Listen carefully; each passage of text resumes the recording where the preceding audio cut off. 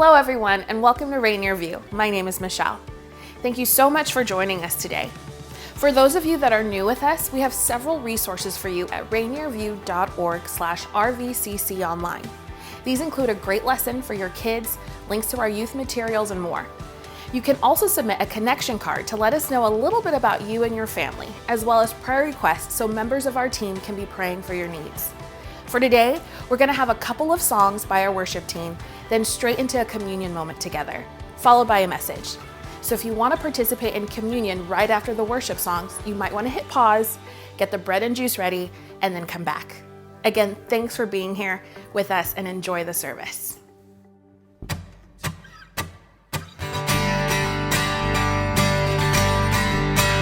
right, thank you for joining us whenever you're watching this. Let's all just sing together as we pursue God.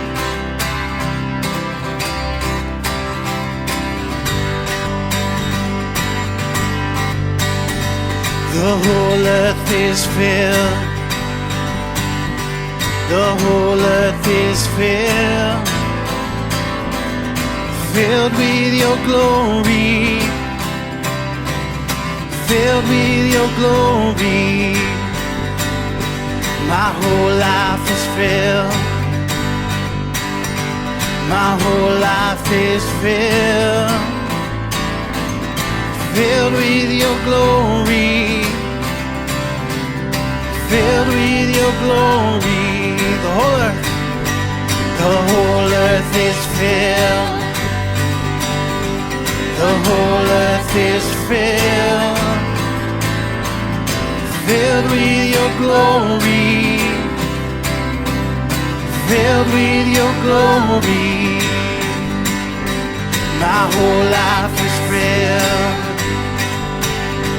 My whole life is filled. Filled with your glory. It's filled with your glory. Your love is alive. Your love is alive. Your love is beating inside of my heart and my soul and my mind.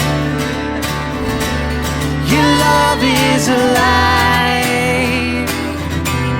Your love is alive. Your love is leading me into the way and the truth and the light. So the whole earth is filled. The whole earth is filled. Filled with your glory. Filled with your glory. Yeah, my whole life is filled. My whole life is filled. Filled with your glory. Oh, it's filled with your glory. Your love is alive. Your love is alive. Your love is beating inside of my heart and my soul and my mind. Your love is alive. Your love is alive. Your love is leading me into the way and the truth and the light. When blinded by darkness or lost out at sea, and even in death, you're always with me.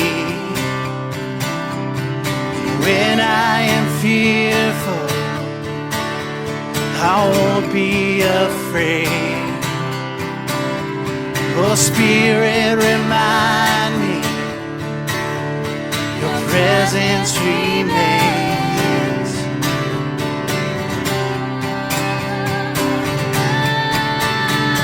The whole earth is filled. The whole earth is filled. Filled filled with your glory, filled with your glory. Yeah, my whole life is filled, my whole life is filled, filled with your glory. Oh, it's filled with your glory. Your love is alive, your love is alive, your love is beating inside of my heart and my soul and my mind. Your love is alive, your love is alive, your love is leading me into the way and the truth and the light.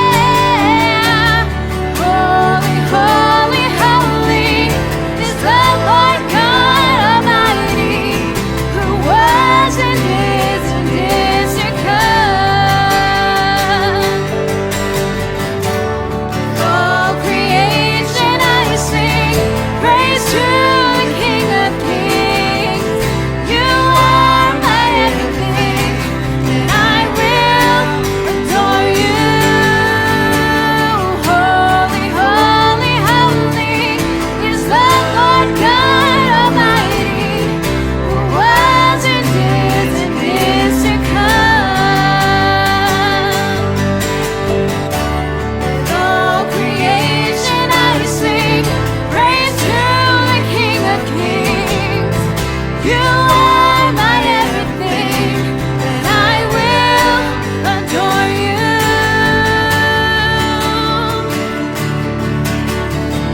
Oh, we adore you,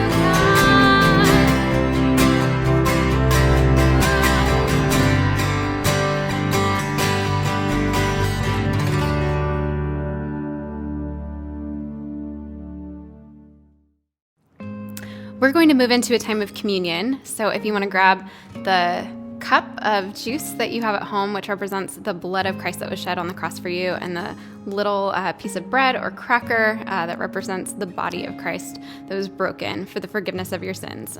Just carve out some time here in this moment to reflect on the sacrifice of Jesus. We're going to have music playing in the background, and just take some time to slow down and reflect.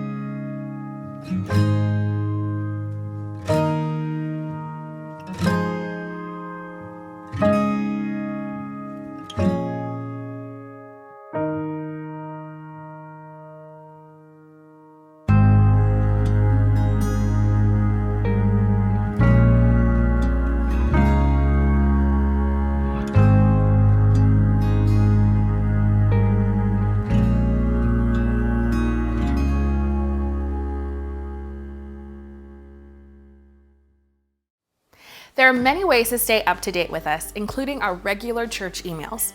You can sign up for those on our website. And every weekday at noon, you can join us on the Rainier View Facebook page for our daily rhythms, where someone from our staff shares a devotional moment, and we can interact and be in community together.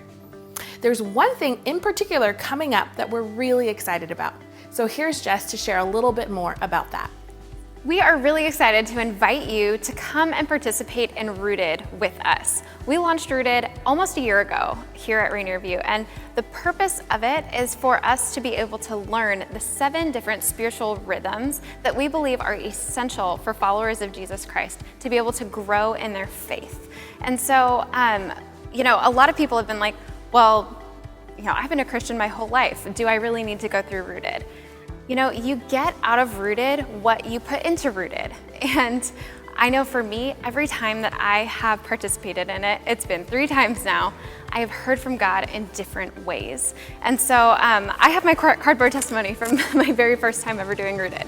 When I walked into Rooted the very first time, it was the very first staff pilot, I felt frustrated. I was questioning everything in my life. I was very discontent. And after 10 weeks of being in a group with other staff women, of being able to do the study, chat with people, and spend time intentionally with Jesus every single day, I was able to walk out of that at peace. And I was so excited to see how God was going to be able to use Rooted here at Rainier View. And already we have been seeing so many different stories of people who are finding redemption, restoration, and just an overall sense of belonging and a sense of community. And so if you have been considering doing Rooted and you're just not sure if it's for you, it's for you, okay? So we want to invite you to sign up. It is virtual, and so it will be a little bit different this time, but it's gonna be so great. It's only $30, and you can sign up on our website, rainierview.org/rooted. We hope to see you with us. In this time, so many of us are struggling to find and maintain a sense of peace, joy, and purpose in the face of the anxiety, limitations, and uncertainty brought on by COVID-19. While this has radically changed how we do church, it does not change the reason we exist as a church. When you give sacrificially to Rainier View, you are helping to expand the kingdom of God here on earth right now. It's a kingdom that offers peace, not fear. A kingdom that offers hope beyond the circumstances we find ourselves in. Even if what we're facing threatens to overwhelm us, it's a kingdom worth investing in. If you would like to invest in helping people grow spiritually and experience this hope and peace in greater ways in their lives, you can text RVCC to 77977 to give using our safe and secure online system. If you prefer to mail in a check, we're checking that every day as well. You can get the address on our website. If you're new with us, please don't feel obligated to give in any way. We're just so glad that you're here today. We all deal with anxiety in our lives at times, and we've asked a few of our staff members about their experiences. Take a look. What are the things that bring up anxiety for you? This question definitely brings up anxiety. No, seriously though, I think a lot of times like when I feel like I don't measure up, like when I feel like I'm not doing a good enough job as a husband, I'm not doing a good enough job as a father, as a son, as a brother, as a pastor, that can bring up the anxious feelings. For me, anxiety always comes about when I feel like I don't know what's about to happen. There's like a surprise, things that, or like I feel like I should be prepared for, but I'm not. I'm not totally sure that I have figured out what the triggers are. I know that anxiety is like the nasty cousin of depression. And so I think that when I start feeling a little bit down, then anxiety comes up. How does anxiety impact you physically? But just more recently in the last month, just experiencing panic attacks for the first time in my life. And so, physically, my breathing rate can change. It's weird to explain, but it feels like there's these weird pulses that go through my body, and headaches come a lot easier now. I just feel like there's this big weight, and maybe if I cry, the weight will go away. Sometimes I feel like there's just this cloud over my thinking. That really kind of drives me nuts. How does anxiety impact you emotionally? All the emotions, a lot of crying, a lot of just feeling like I need to get away. I feel like I'm on edge a lot of the time. I tend to overreact to even minor criticism. I can play that out in my head a million different ways, and it's just easier to be way more irritable. How does anxiety impact you spiritually? It makes me feel like I'm too far from God for him to be able to reach me in that moment.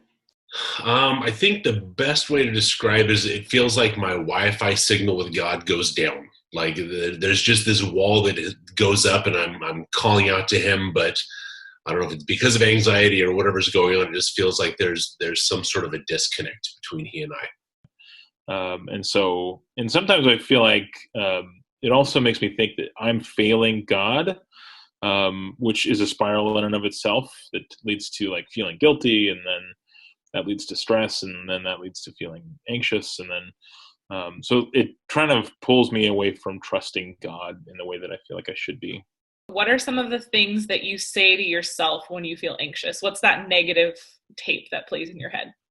Run away, run away, run away. And so when I start feeling like I can't handle life, I just think, okay, where can I go? I just want to jump in the car and I just want to drive. You're dumb. You can't do this. You are the only one that has these kinds of problems. It's the opposite of the old Saturday Night Live skit where I feel like I'm not good enough, I'm not smart enough, and doggone it, people don't like me. And so all those negative emotions and feelings about myself will start popping up. How do you cope with anxiety in a healthy fashion? Sometimes I just need to get physically active. I need to go outside. I need to work in my backyard. I need to take the dog for a walk. I need to go throw the football with one of my kids or a Frisbee or sometimes the opposite of that, and just take a nap and just get out of my own head. I remind myself that it's temporary. I remind myself that I'm not the only one that's dealing with these things, and also that there's people around me who care, even though it feels like I'm alone. I feel like there's people around me. And then the last thing is that my feelings are not always the truth. So I have to remind myself, like, oh yeah, that's, maybe part of your depression or your anxiety, or like that may not be real. But even though it feels real in the moment, I have to remind myself, like, this feeling may be a lie. And I have to address that. Well, hey, you just saw some of our perspective as some staff members here at church on how we deal with anxiety. We all face different stresses and pressures in our life, and the reality is that no matter who you are, no matter what your job is, no matter what your life situation is, your personality type, we all have to face anxiety and pressure. And so we ought to do that together. One of the benefits that you have this morning is that you chose to join us at church for one of our services here at Rainier View. And we're so glad that you did, because we don't have to face anxiety alone. We have this place where we can experience support and encouragement, and we kind of be together even when we are apart. Now, the reality is, though, that there are a lot of groups that provide support, even very helpful support. But we believe one way that the church is different is that we have this history to draw from, thousands of years of proven practice of those who are followers of Jesus, who've put these practices into action in their lives, that have made a difference in the face of stress and anxiety that they faced, and we get to follow in their footsteps. And so we are so glad that you're here with us this morning to take part in this. And so we're going to be looking in this series at how we can experience life better in an anxious world. And we're going to be looking for over the next 4 weeks at this. And so we're so glad that you're jumping in this morning with us, because we believe that, again, following Jesus can help you experience greater freedom from the stress and the anxiety that you're facing, whatever that is this morning. And so wherever you're coming from, again, we're so glad that you're here. You don't have to have a lot of prior experience or knowledge about the Bible or anything like that to experience this greater freedom from anxiety this morning. And it's not that anxiety is going to go away. It's not that people of faith don't deal with it. It's that we just have a different perspective that we're coming at it. We have something else that helps us stand up under the weight, under the pressure of that. And so, what was interesting is that we decided to have this series in an anxious world pre-coronavirus, right? Pre-CV. We were going to have this teaching series because we were noticing, as collectively as a people, and I'm sure you feel this way as well, right? That there was so much stress that we were laboring under. So many of us would describe our lives as overworked and hurried and fast-paced and too much crammed in, and there was not enough money to go around, and we were carrying relational weights and hurt that we didn't know what to do with, and we were just kind of stressed out as a people group, right? Like, we all kind of sense this moment we're in, and so we wanted to address this even prior to the experience that we're living in now, this once-in-a-century kind of pandemic crisis that we're in. And so now more than ever, we need to learn and we need to look at, what does it look like for me to face my anxiety better? And the reality is this, is that we have this opportunity in this moment together to either distract ourselves from it, right? To distract away from the anxiety, or we can choose to engage with it. We can choose to maybe stare it down a little bit and really face it better. And so we're so glad, again, that you're making the choice to do that this morning, and we're excited about where we're going with this. And because the reality is, anxiety can threaten to kind of overwhelm us at times, and we don't know what to do. And sometimes the church hasn't had a great discussion around how to manage, how to handle our anxiety. It's kind of been more along the lines of something like, hey, we'll just say your prayers, eat your vitamins, and believe in the power of God. And you know what that has more in common with? Hulkamania from the 80s, right? Oh yeah, brother, right? And so what was bad life advice for an 8-year-old boy is certainly bad life advice for any of us this morning, right? Like it was great for the Hulkster. It's just not wisdom to live your life by. But it's funny that sometimes our response, even as well-intentioned pastors, right, can sound just too similar to that. We need a more robust version of our faith to really help us stand up under the weight of the pressures that we face. We need something with a little bit more substance to it. And so we're going to be looking at an account this morning that may be familiar to you, may be brand new to you, but it's going to be in Mark chapter 6. We're going to start in verse 45. And so if you've got a physical Bible with you, you can open up to that. If you don't, and you have got a digital Bible, if you don't have a Bible, you can download a free Bible on the Bible app in the App Store. But whatever you're following along with this morning, go ahead and open up to Mark chapter 6, verse 45, and we're gonna meet some of Jesus' followers in a boat. And they're having a normal travel experience for them until they encounter a stressful situation. And so Mark 6:45 says this: immediately Jesus made his disciples get into the boat and go on ahead of him to Bethsaida while he dismissed the crowd. After leaving them, he went up on a mountainside to pray. Later that night, the boat was in the middle of the lake, and he was alone on the land. When he saw the disciples straining at the oars because the wind was against them, shortly before dawn, he went out to them, walking on the lake. He was about to pass them by, but when they saw him walking on the lake, they thought he was a ghost. They cried out because they saw him and were terrified. Immediately, he spoke to them and said, "Take courage, it is I. Don't be afraid." Then he climbed into the boat with them, and the wind died down, and they were completely amazed. Now, if you're new to church, this is a weird story. And if you're honest, if you've been going to church for a long time, this is still a really weird account, okay? So track with me, right? Like, Jesus sends his disciples on ahead. Now, his disciples here refer to this core group of 12, and they often do in the Gospels, which are just these accounts of the life of Jesus that we have. But sometimes disciples refers to a larger group of people that were following Jesus around. Sometimes there's even thousands and thousands would follow Jesus, but in this moment, it's his 12, as Pastor Erica might call them. It's Jesus' squad, and he sends them on ahead. And so they're straining, they're busting away, rowing, just at a headwind. And then here comes Jesus, not in the boat with them, right? No, he's choosing to kind of like onward, walk on water, right? And it's like, hey, Jesus, thanks for showing off. Like if I'm in the boat, right, and I'm busting just to get across the lake, and then Jesus is just trotting along, walking on the water. Thanks for showing off. But then it's like even weirder because it says that Jesus intends to pass them by. Right? So Jesus is practicing some sort of social distancing in his time.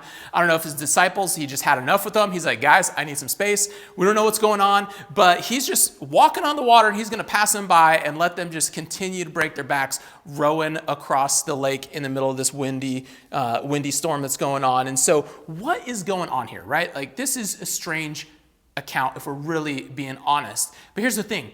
Jesus doesn't do anything accidentally. Everything he does is on purpose, and so there's a purpose, there's an intention behind this experience. And I believe there's something for the disciples to experience and understand at the core of who they are that they wouldn't have been able to otherwise, apart from this experience that they have with Jesus coming to them and walking on the water and almost passing them by, but he doesn't. And here's the thing. I've read this passage so many times in my life right? And what catches your eye immediately, right? It's the walking on the water. It's the immediately, the wind dying down. But I think the most powerful part of the story that maybe I never grasped until prepping for this message right now was this. The most powerful part of the story is that Jesus steps into the unsteady boat with the disciples. See, for Jesus' followers, he steps into this unsteady boat, this unsteady situation with them. Because the reality is they're facing anxiety right now. They're facing a little bit of fear of what's going on and what's happening in their world and in their lives. And Jesus is the one who is stable in the midst of their instability. He's the one who brings that stability to this unstable situation. And the thing is that the disciples don't recognize Jesus even. They think he's a ghost, right? They're out there, they don't know what's happening, what's going on. And yet Jesus is present with them. I think so often this is kind of how our relationship with God works as well. We want to know, God, I'm trying my best here. Where are you? Why aren't you showing up in a more real, a more powerful way? I need you to show up. And I think that we're the same. As the disciples were. And so I've got this little book here, and so I sometimes write down prayers or my thoughts to God in here. Now, I'm terrible at this. I really hope to get better at this in our quarantine season. I just don't write my prayers down nearly enough. But I was, several weeks ago, I was writing out really a prayer of frustration or complaining to God, right? It's okay to do that. God can handle it. He's a big boy. And so I was complaining to him about the fact that over the last 10 years, we had moved from the West Coast to the East Coast and now back to a different part of the West Coast. And in that time, we had moved several times, every couple of years, primarily just to use our money as wisely as we could and trying to honor God with that. And so we were coming up to, in a couple months, our lease is going to be up where we're currently living, and things weren't going the way that I thought they should, right? Like the opportunities that I thought should be happening for me weren't happening. And so I was writing out my complaints to God, right? Like, what are you doing? Like, I don't understand, right?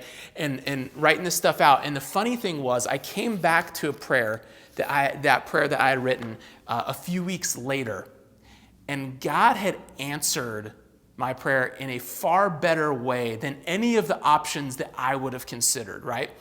And so often I just think we think, where is God in the midst of what's going on in my life, when we need to ask ourselves the question, am I looking for how God is present with me? Am I looking for how God wants to step into the unsteady boat that I am finding myself in right now? And so just because God is not a genie in a bottle that we can just summon for our wishes doesn't mean that he's not present with us. And so that's what the disciples recognized. They did something that sometimes we don't do. They cry out for help. Right? At least they have the foresight to say, like, this isn't going well. Something's not happening well in my life. I need to cry out for help. And that's the starting point for when we face anxiety, we need to cry out for help. We need to not pretend that it's not there. We need to not reach for something to distract us and to take our attention off of it. We need to not try and just power through it and just get through it and through our own strength. We need to recognize the anxious situations that we do find ourselves in, those moments of anxiety that we have feelings that we are overwhelmed, because the reality is the disciples feel overwhelmed here. People of faith throughout history have always felt overwhelmed. The difference is they've learned to recognize that there's a God who wants to walk alongside them, to hold them up under the pressure, under the weight of whatever they're facing in their lives. And that is the power that faith can bring us. A full, a robust, a mature faith can bring to our lives. And so, because the reality is, this wasn't the first time that Jesus came alongside the disciples in the midst of their anxiety. And so you can turn back a couple chapters to Mark chapter 4, and we're going to see another encounter with Jesus and the disciples in a boat. So Mark chapter 4, starting in verse 35, it says this: "That day when evening came, he said to his disciples, 'Let us go over to the other side.' Leaving the crowd behind, they took him along just as he was in the boat. And there were also other boats with him. A furious squall came up." That's like a legit storm, okay? "And the waves broke over the boat so that it was nearly swamped. Jesus was in the stern, sleeping on a cushion. The disciples woke him and said to him, "Teacher, don't you care if we drown?" He got up, rebuked the wind, and said to the waves, "Quiet, be still." Then the wind died down, and it was completely calm. He said to his disciples, "Why are you so afraid? Do you still have no faith?" They were terrified and asked each other, "Who is this? Even the wind and the waves obey him." Notice in both these accounts that once again, that Jesus is present with the disciples in their anxiety. He's in the boat with them and what they're facing, and yet they still don't understand how any of this works. That ought to be immensely comforting to us. Because sometimes I feel, again, well-intentioned pastors just like me, and I probably have taught it this way before too, unfortunately, we kind of teach this like, you know what? Jesus is going to step into your boat and then everything's going to be magically okay. It's going to be like a cruise, a coronavirus-free cruise for the rest of your life, and it's just rainbows and sunshine, and just there might be bad things happening out there, but you and Jesus, it's going to be smooth sailing. And the reality is that that's just simply not true. That is not going to be your experience of life. You're still going to have questions. You're still going to have confusion. You're still going to have to face anxiety. The difference is, as we recognize that Jesus wants to step into the unsteadiness of our boat, those situations we face, the pressures we face, we can draw on a source of strength greater than ourselves, beyond ourselves, to help us face that anxiety. And so really, if you're saying, okay, I want to recognize how God is present with me in whatever I'm facing right now, but where do I begin? And so counterintuitively, I think it actually begins with your anxiety. This morning, what I want you to do is to give your anxiety a name.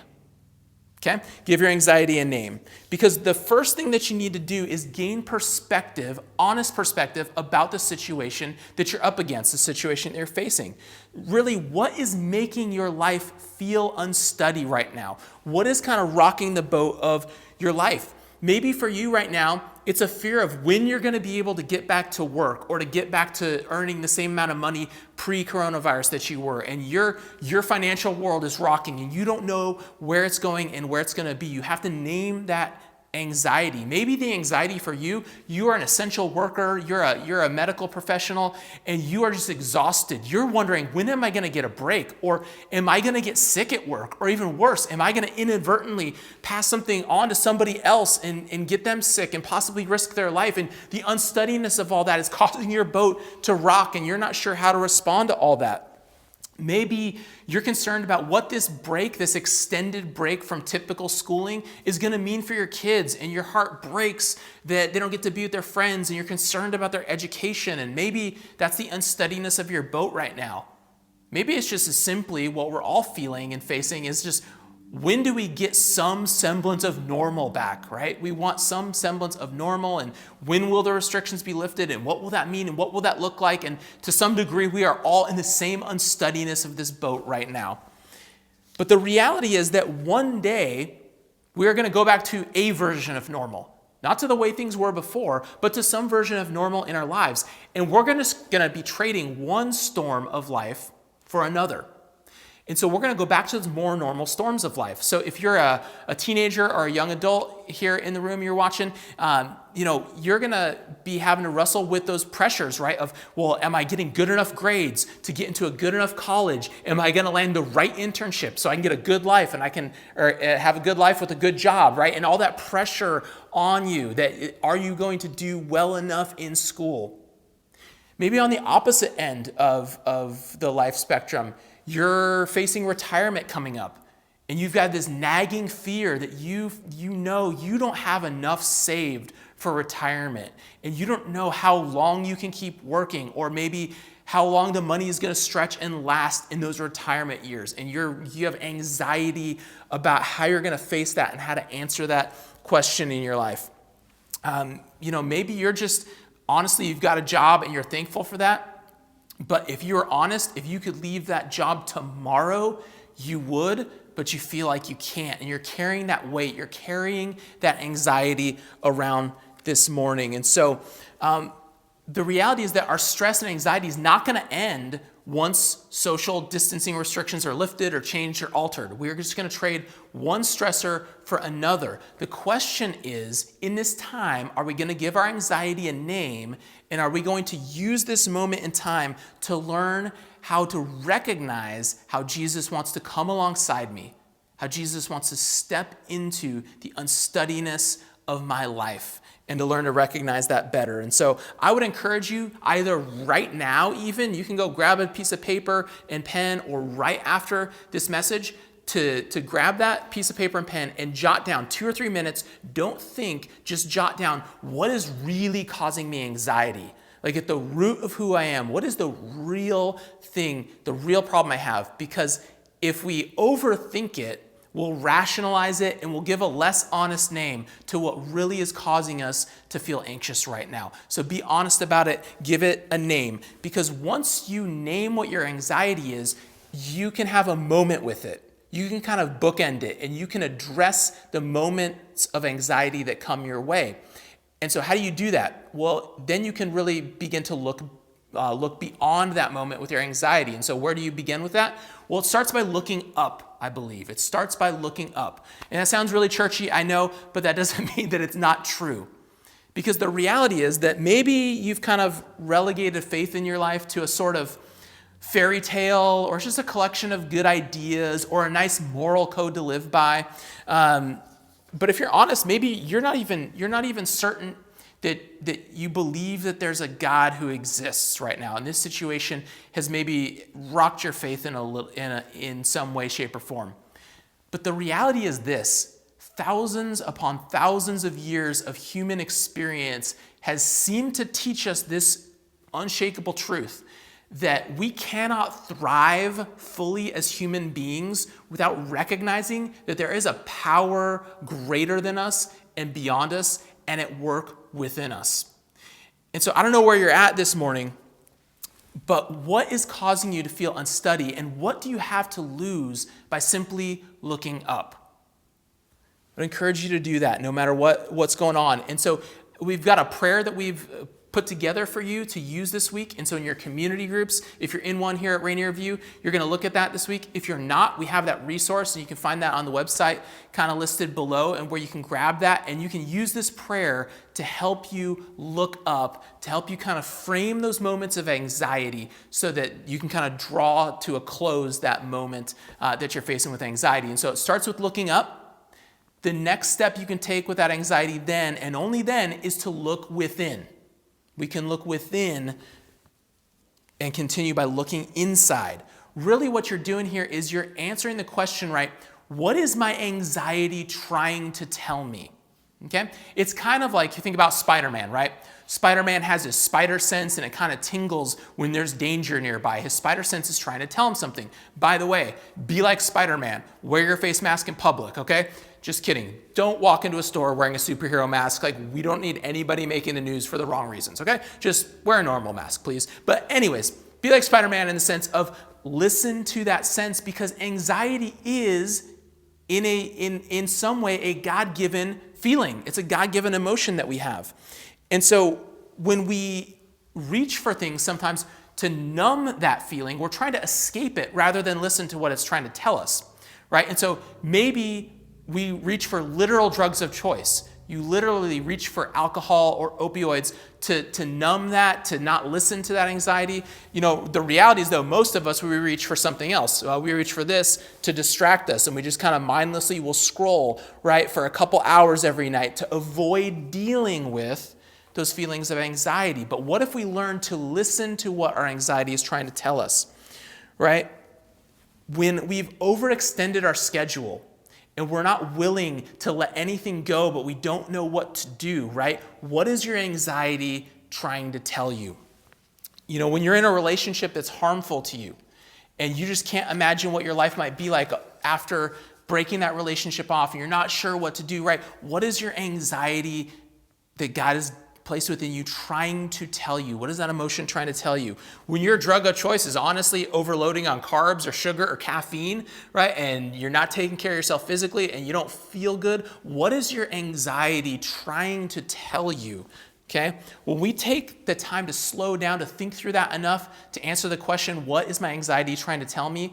We can get at the root of what's going on in the innermost part of our being, in the innermost kind of space of who we are.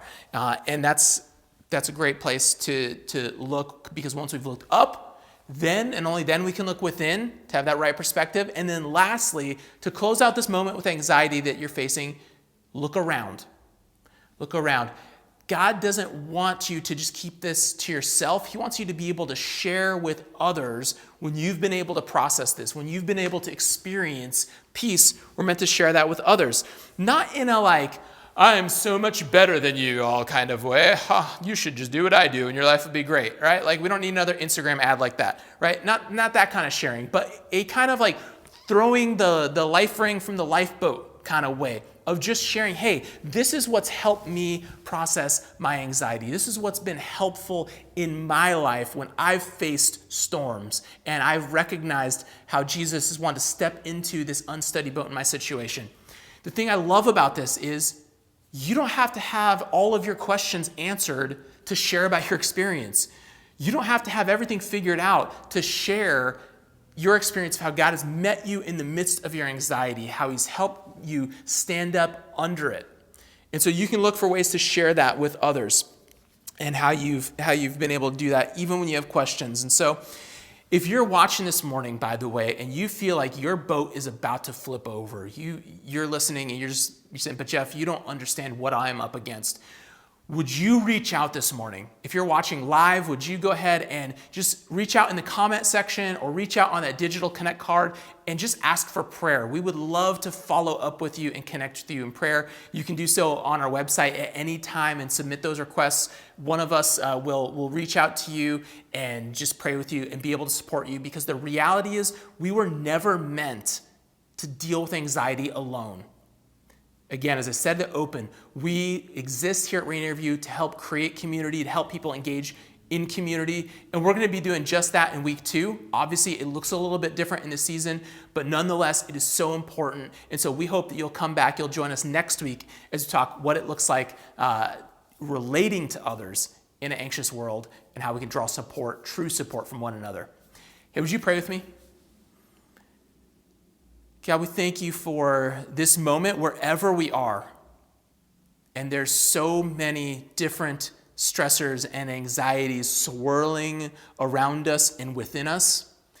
And so I just pray right now that as we looked at these 2 accounts of how Jesus meets his followers in these unsteady moments, in these unsteady boats, that we could just sense truly this morning that you desire to meet us where we are as well. That we can learn to recognize how you want to meet us in the midst of our instability. Help us walk here, leave here knowing that we can look up, look within at what's going on, and then look around to share that hope that we've discovered by following you. And it's in Jesus' name that I pray. Amen. Well, guys, have a great week, and we hope to see you again next Sunday.